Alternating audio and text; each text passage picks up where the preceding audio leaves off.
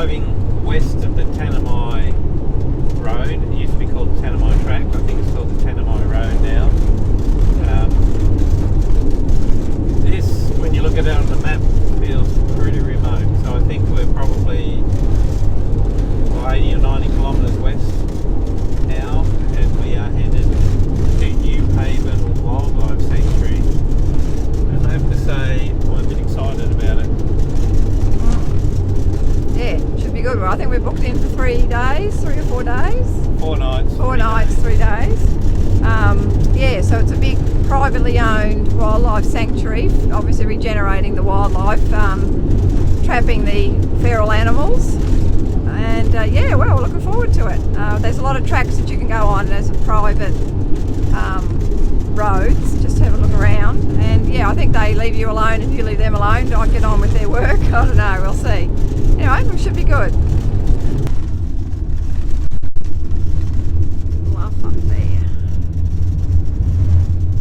We've just passed through a gap in the mountains here. Yeah. Very picturesque. Oh, we're here at Newhaven. First thing you've got to do is sign in. Yeah, it says, thanks. We would love to be in touch about volunteering. Can you please text us? 1st of the 7th. Booking name Corbett. Can you hear the dodgies? Okay, so we're just about to set off on our first walk. Eremia's happy track, which is now back to front. Anyway, so it's still very cold here, as you can tell by my Alaskan clothing, but yeah, we're looking forward to the walk up here. It's about an hour. It's nice and cool actually, so it's pretty good for doing some hiking.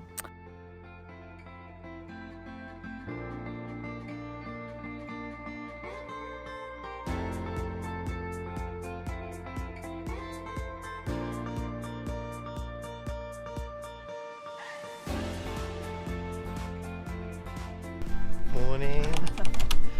Morning. Track up to the hill above camp. We're just going for an early morning walk. We might see the sunrise. It's actually darker than this video makes it look, but Yeah, you can hear a dingo howling in the distance. It's quite nice. It's a bit chilly, and we've still got a cold wind. it's not too bad. Just wondering whether we can hear that dingo again.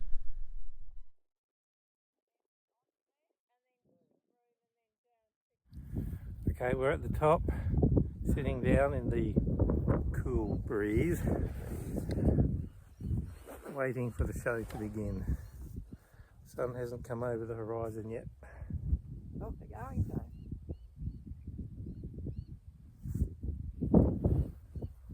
One of the other campers has just left the campsite. We see everything from up here.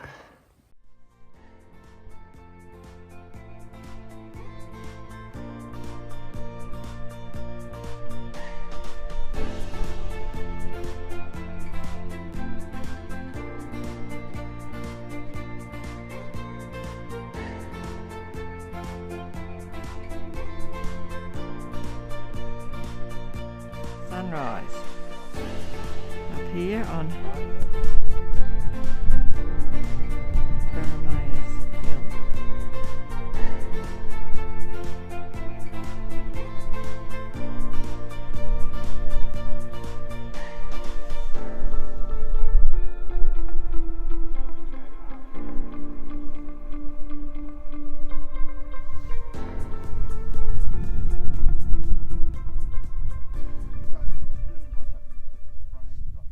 So what they do here is they allow you to, there's several tracks. They're reasonable distance. I think the longest one is a 90 kilometre. Some of them are 40 or 50 k's. So they allow you to self-drive around. They give you notes, that work off your trip meter that you must carry with you. And the other thing is you're not allowed to leave the track. And I would say to anyone coming out here or thinking of it, it's a pleasure not to see rubbish. It's a pleasure to see people not driving off-road and all that sort of stuff. If you can't abide by that stuff, just don't come here. Well, we've got our thing on the microphone, but it's pretty windy, so I don't know how it'll go. But we're at a lake here, which is quite incredible. They're calling it an ephemeral lake. I'm not sure what that means, but I'm guessing it's like a perched lake on sand, but I'm not sure.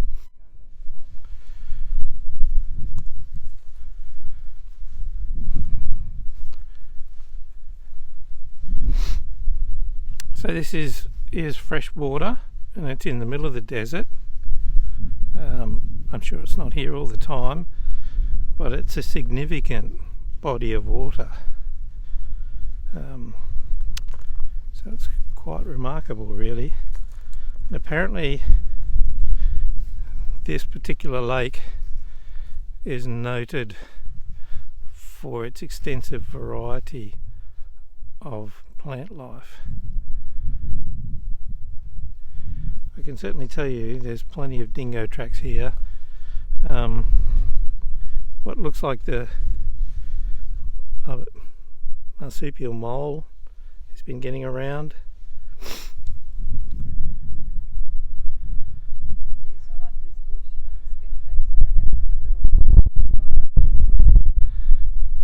Jodie's got she's decided on a new way to wear gaiters for some reason.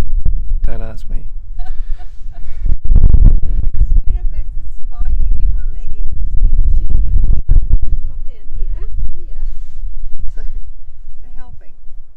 Good. I've got 2 pairs actually, so I'll have to layer the next lot, so that'll look even more ridiculous.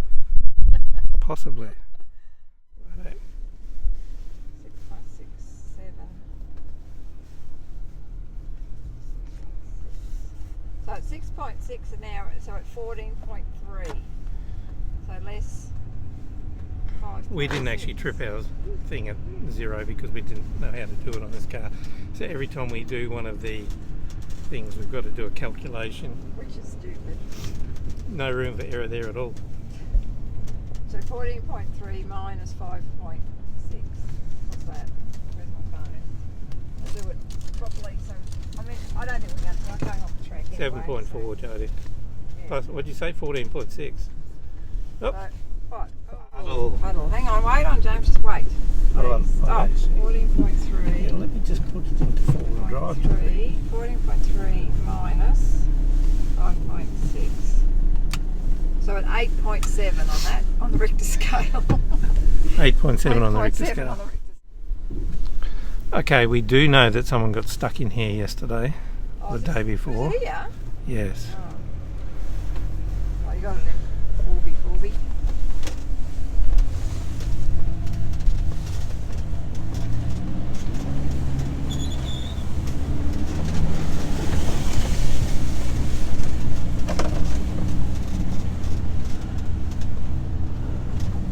No worries.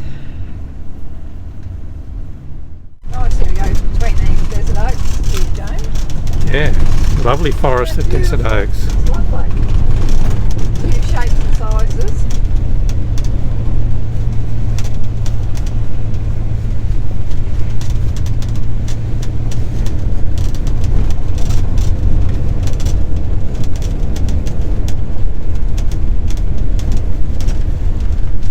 Yeah, this is very nice. What's that grevillea called, Jodie? Honey grevillea, which was a sweet treat for the indigenous people. And that's one of the bigger desert oak I think I've seen. Okay. Okay, so we've come over to the honey grevillea and we thought, well, let's have a look. These are only young. I think they need to be more out in blossom to be really dripping with the nectar. But I don't know whether you can see it there, but there is moisture, nectar on there. Sweet, definitely. So apparently they used to either just suck off, the whole, just lick the nectar, or they've also put it in water, the frond, to make a sweet drink. The indigenous people. So Tastes like honey and it's extremely sticky. yeah, some of it's stickier than other. Like that there's stickier. I've got a sticky phone record button.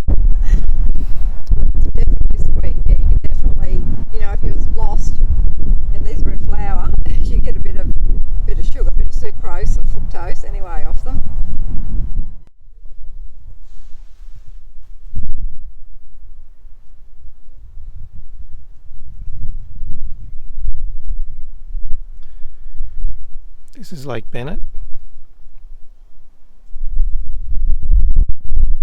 This is the end of our particular little drive here, but we'll turn off and head on another track that I think takes us to the other side, to that northern side there.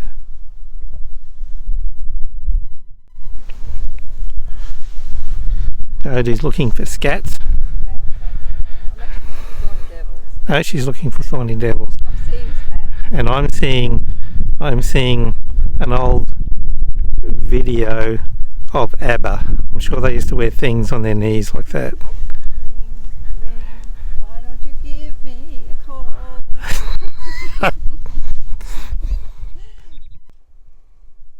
a bush we haven't seen.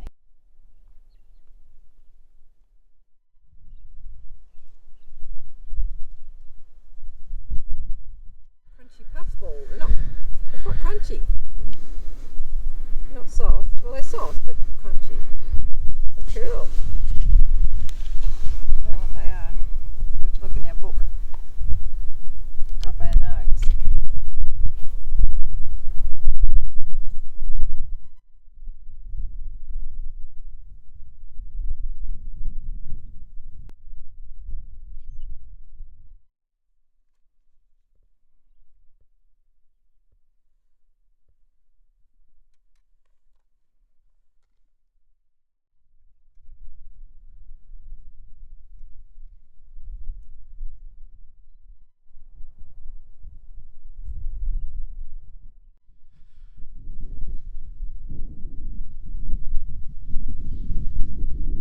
I wonder how many sprinters have been here.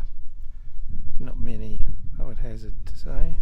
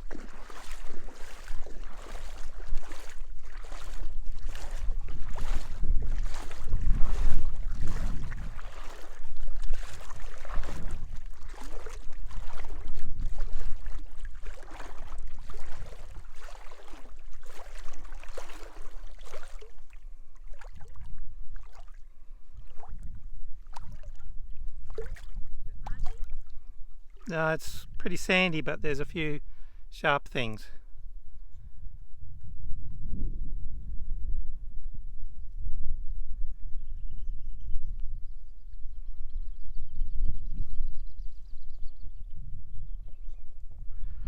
What an oasis in the desert.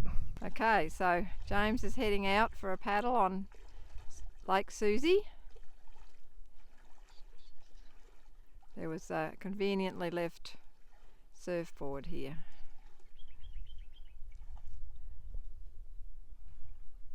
A bit cool apparently. There he goes. Oh! Not very floaty. No!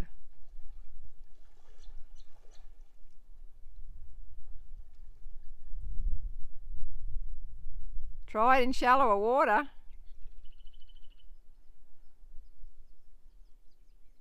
That's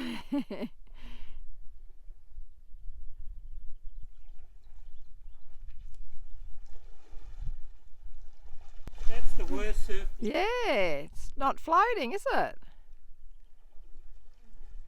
Well, valiant attempt. Why is it not floating?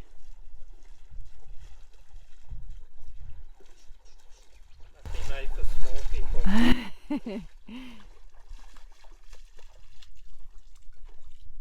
Prognosis? The water's cool and refreshing. Yeah, there it was anyway. But the surfboard, she ain't gonna work. Surfboard is No good.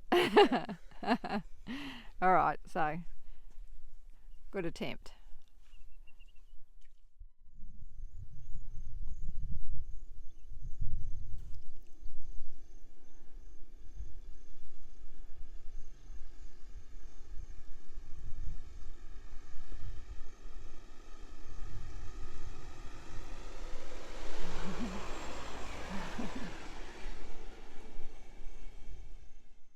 Just doing a bit of filming of fugly on the track out to Lake Bennett, which is the largest lake here at the sanctuary.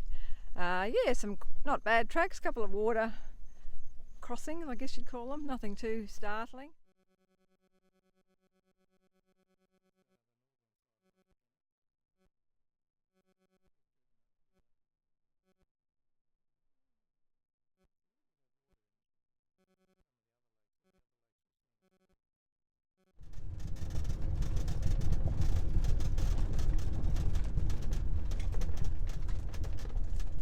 There you go, mate.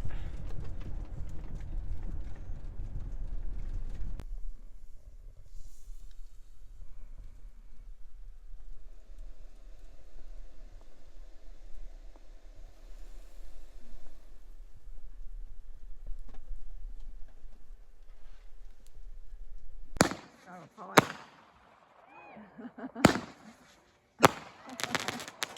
Whee! Northern Territory Day. That's right. The day after. The day after Northern Territory Yeah. Day.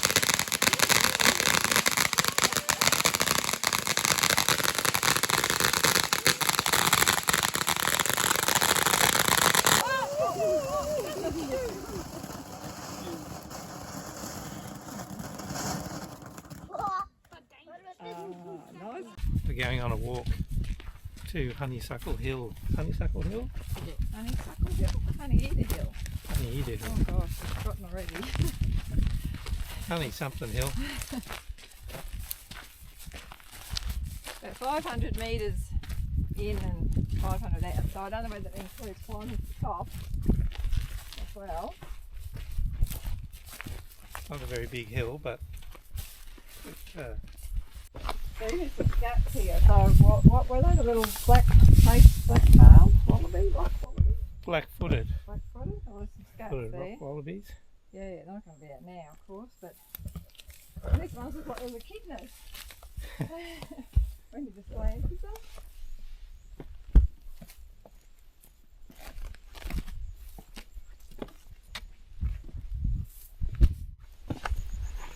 This is very different looking rock, this one. Well, it says quite a bit about the rock.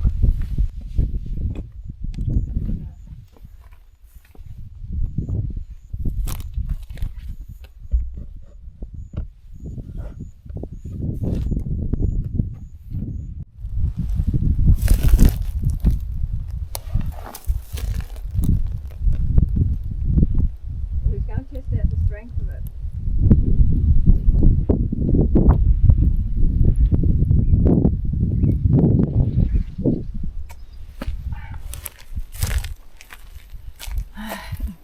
These cute flower plants here, quite little cottage garden going on. Oh, they're pretty, look at them. They're sweet. I mean, honestly, you'd sell them for cottage garden in Perth. Some really, really pretty array. Well, this is that solanum family one that gets the little berries on it. When these are apparently yellow, you can eat them. One of the indigenous people told one of the ladies here. The purple one. This is a type of solanum. So solanums are potato family. And yeah, so these get little, and tomato I think. Anyway, they get these little berries, or look like little cherry tomatoes. Not when they're green, but when they're yellow, you can eat them. And they call them bush sultanas. Oh, they? Mm. But don't take our word for it. That's only what I've been told, not by an indigenous person.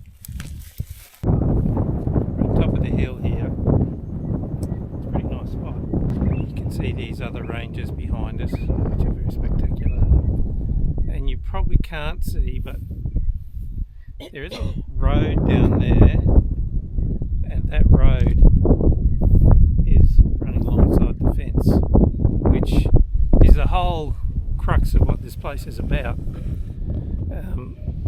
They fenced off, I think it's 9,700 hectares. I think that fence is 44 kilometres. It's electric, and it keeps cats out and foxes and all that sort of stuff. Anything feral out, yeah. And Yeah. it protects the species that they're releasing into it. Yeah, I think they've released some numbats, but we want to confirm that. We read that in one of their magazines and see how that's going. And also the marla, M-A-L-A. Is it the red-tailed phascicle? Phascicle. Most of these are animals you never hear of, but that are threatened because of cats. Yeah. So they've had, there's a lady, Alice, I think her name is. Indigenous lady who's 83, and apparently she's the best tracker in the territory and cat tracker. She tracks them down and they dispose of them. I think one of the statistics we got was that they caught 46 cats. 46 cats in here, and if you think of where we are, like in the Tanami Desert basically, although it doesn't look like a desert today, and you think, wow, you know. How do they get here? Yeah, they can travel. They're so areas that aren't so remote. They're so efficient at killing and travelling and surviving. They're just unbelievable. Anyway, so yeah, sooner they put a bounty on cats, the better. Like killing, and the thing with cats is that they can climb trees. So foxes at least can't climb trees. They breed like rabbits. And it's just like, so they're just killing machines. Anyway, the animals in there are protected, and I think that's fantastic. Yep. That, some of our native marsupials actually get to have a life and breed, and for our future generations, our grandchildren, their grandchildren, hopefully, there'll be some for them to see, which I think is excellent. Yep.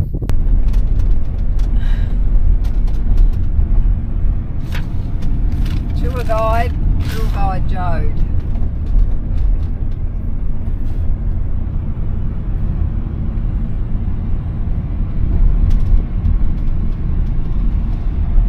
Oh, look at the growth, like the flowers, the mauve and the whites there. Look, it's amazing.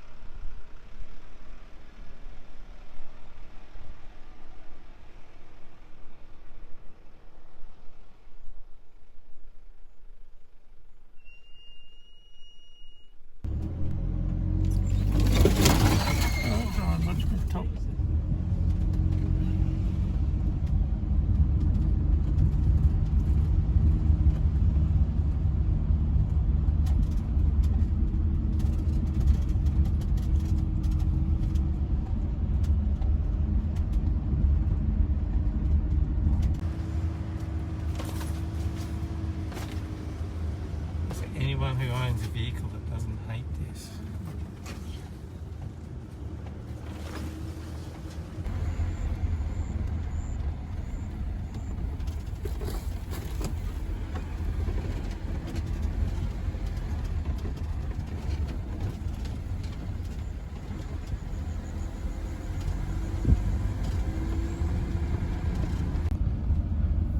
Just does not look like a sprinter-sized track.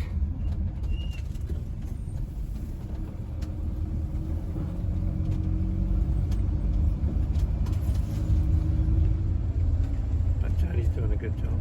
Yep.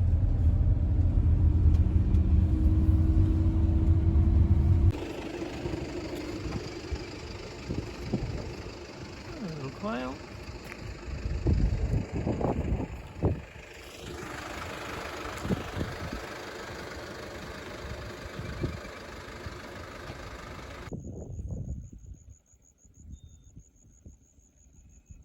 So this is a gate on the electric fence for the predator-free area.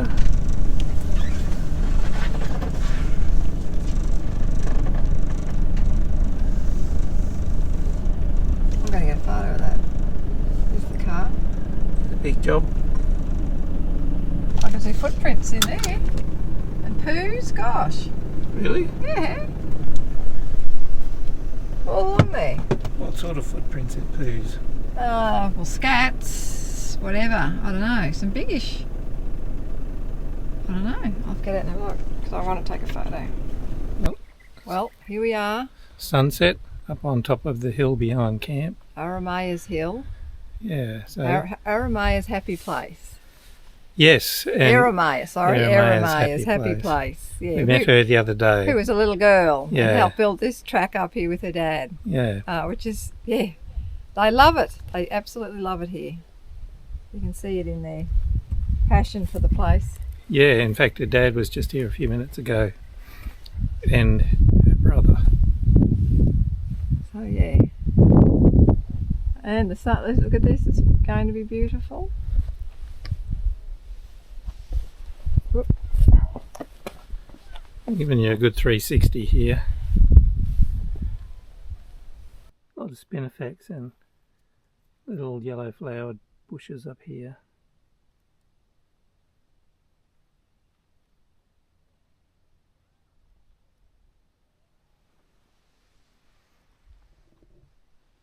Damper duty this morning, getting a damper ready for lunch.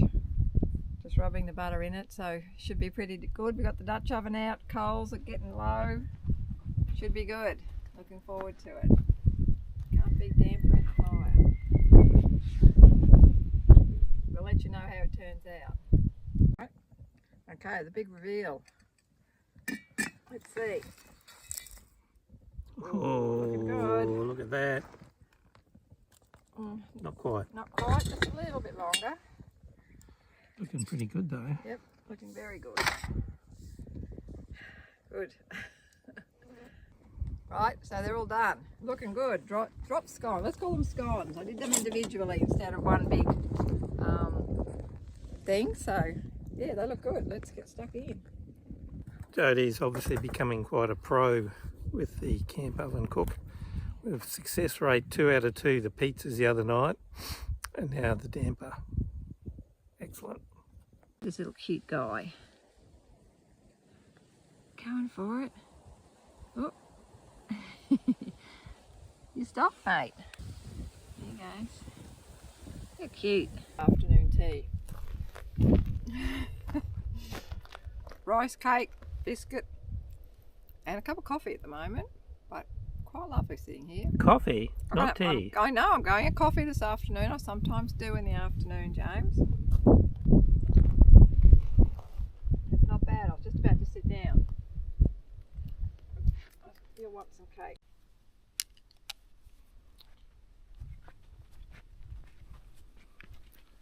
So I'm walking down this bit of a track. It's actually called Cuckoo Road. In a lovely afternoon. And you have to pinch yourself to remind yourself of where you actually are on the map.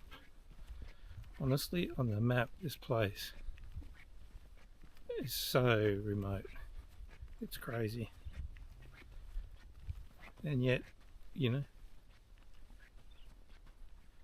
we're here. And it's beautiful and peaceful.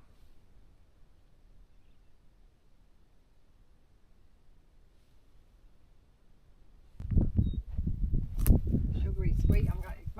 hand's all sticky though. But I'm just looking at this one, yeah, with the nectar in there.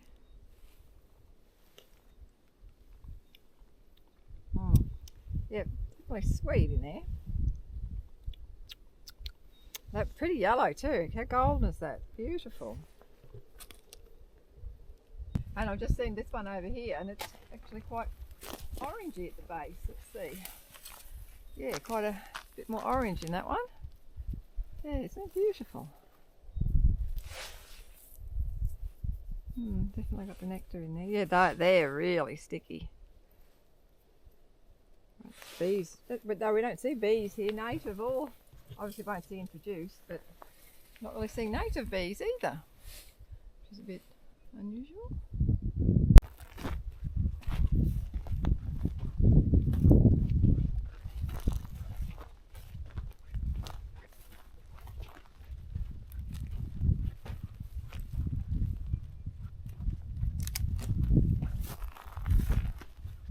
If you like walking around the bush, feeling the solitude and, looking at animal tracks and plants and all that sort of stuff, this place is brilliant. It's not a four-wheel drive destination. It's not somewhere, that you go camping with your music loud and your TV on and all that sort of stuff. If that's your scene, this place is not for you. But if you just love the solitude, this is a fantastic place. I don't know whether you can hear, there's a little bit of chatter going on over there in the background.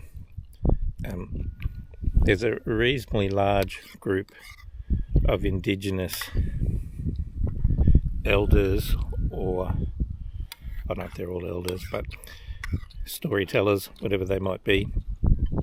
And they're here doing a cultural workshop to map out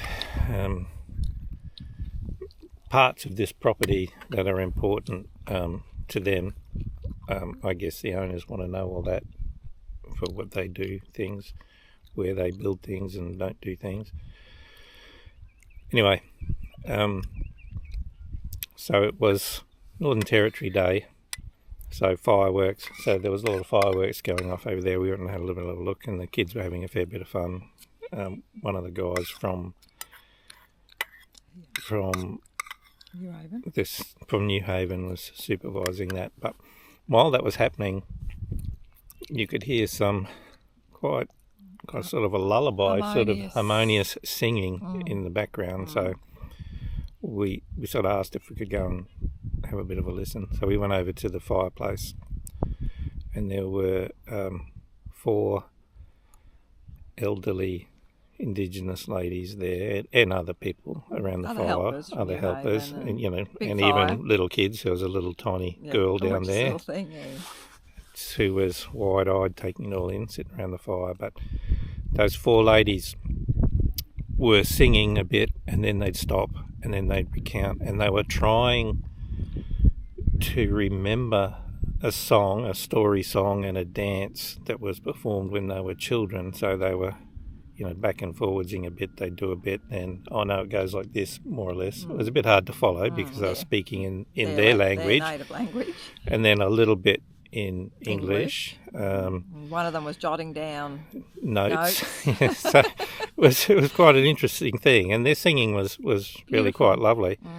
And with smoke and the fire. And so it was starry night. It was a very unusual thing to be a part of. Actually, to be part of it. It felt very privileged. So, those ladies, I think, are in their early 80s, and I would imagine out here, back when they were young children, they would be still living well, certainly that wouldn't have been far removed from the tribal life. But the gist of that story was about a group from the tribe who went south as far as the sea, and then coming back, and apparently the spirits were not happy with that, and then they got caught in a bushfire and various things happened. Yeah. But anyway, it was very contrast. We've got the firecrackers going off on one side, and then them singing you know, about a dreaming song over there. Yeah. So it was a contrast of an evening. It was really special. Actually. Yeah, but to hear them singing like that was really nice. Yeah. Anyway, very cold. It was -4. So, yeah, a bit of ice around. Gave the diesel heater a bit of a workout. Yes. And it works really well. It's not a Chinese one, so it does work really well. Yes. It's just that we don't have any instructions how to work the controls. And they'd probably be in Russian. Yeah, so we figured that if anyone would know how to make a heater, it'd be the Russians. Anyway. It works well. Today we're headed off today, and Yes. we'll say goodbye to this. Lovely Yeah, place. we've really enjoyed our time It's been here. good. Wind down a bit, yep.